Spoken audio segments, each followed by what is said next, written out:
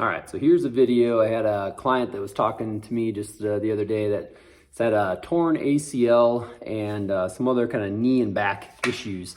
So I kind of wanted to share with you just a few different exercises that can help with that. So for this particular person, he had a couple of different ranges that were limited. One was when he did knee flexion, he could pull this right one back quite a bit further than when he was pulling this heel back. So his left knee flexion was limited, and especially when he pulled his toes up. So this was one range of motion that just couldn't get that foot to come up quite as high as the other one in that same position. So that was one range of motion that was asymmetrical from left to right. The second one was left hip abduction. So on his left side, when he was trying to move this leg out, he couldn't go up quite as high as he could with the right side. So that was the second one, was that left hip abduction. And then the third range that we were really noticing was that on this left side, he couldn't extend his leg behind him quite as far. And he definitely couldn't engage that glute muscle as easily as when he put his right leg back.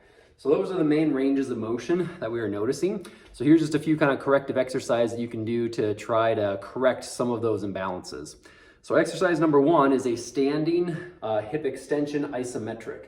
So for this one, you're just going to stand with your feet, a little bit apart. And in this stride position, you can bend your knee just a little bit. But what you're going to do is with your back leg, you're trying to push it behind you. And then with the front leg, you're trying to push it in front of you. So you're doing kind of this opposite, force contraction. And you're trying to pretend that your feet are stuck in concrete. So you're trying to push the back leg back while you're pushing the right leg or the front leg forward. So you should feel the back of your butt muscle engage, and you should feel these front hip flexors here on the opposite leg engage as you're trying to push that way. So you're trying to do that one for about 6 sets and holding each one for 6 seconds each.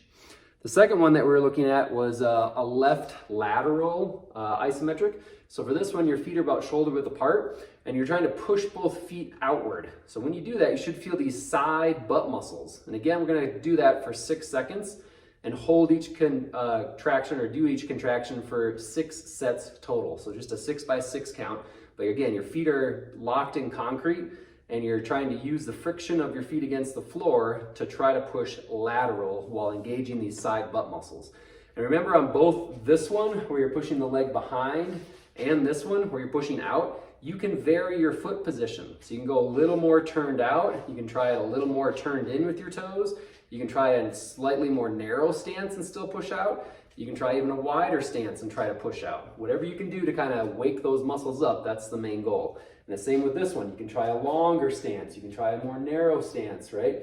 You can go a little wider with your foot position here. You can try and go a little bit more narrow. You can try to turn that foot out or even turn that foot in, but all of those should be working that back rear glute muscle.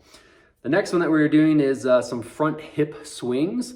So this one with his left hip, we're just trying to kind of go into 3 different ranges of motion of these hip kicks or these leg kicks. So you're just trying to go up, kind of up and out, and then up and in. So we're trying to kind of mainly feel these front hip flexors on that leg as you're going up, kind of up and out, and then up and in.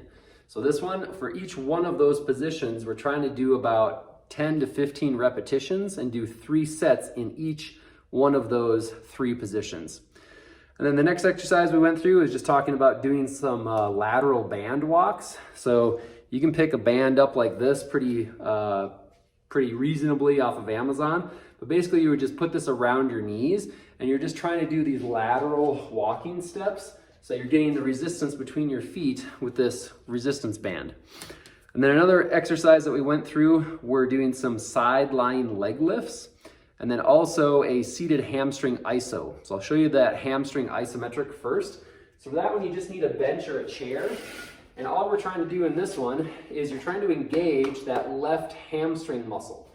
So from here, you're going to take your right leg and kind of hook it behind the left leg. And with the left leg, you're trying to pull that left leg into the right leg.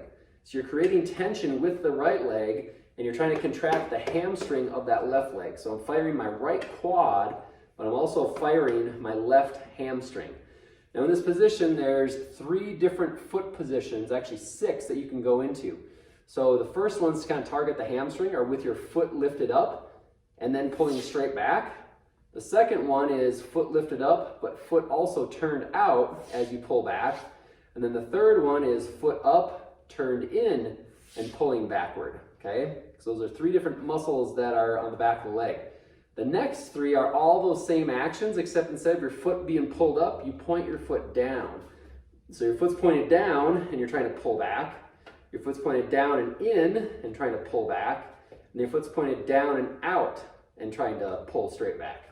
Okay, so all of those are trying to work kind of the back of the leg as you do those flexion motions. The sideline leg lifts, again, are another one to try to develop that left side hip muscle. So for this one, you're just lying down on your side like this, and you're just trying to do lateral leg lifts. So just up and down like this, trying to focus on feeling that left side butt muscle. So again, about 3 sets of 10 to 15 repetitions for that. And then one last one, this is actually a quad exercise.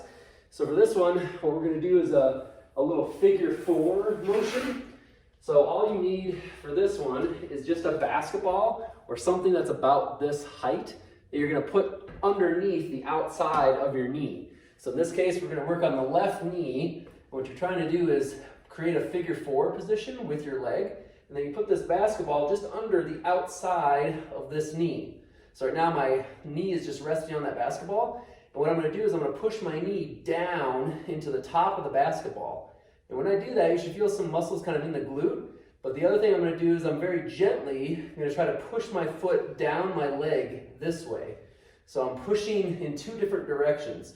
I'm pushing the knee down into the ball, but I'm also flexing my quad muscle by pushing my foot down toward my other foot.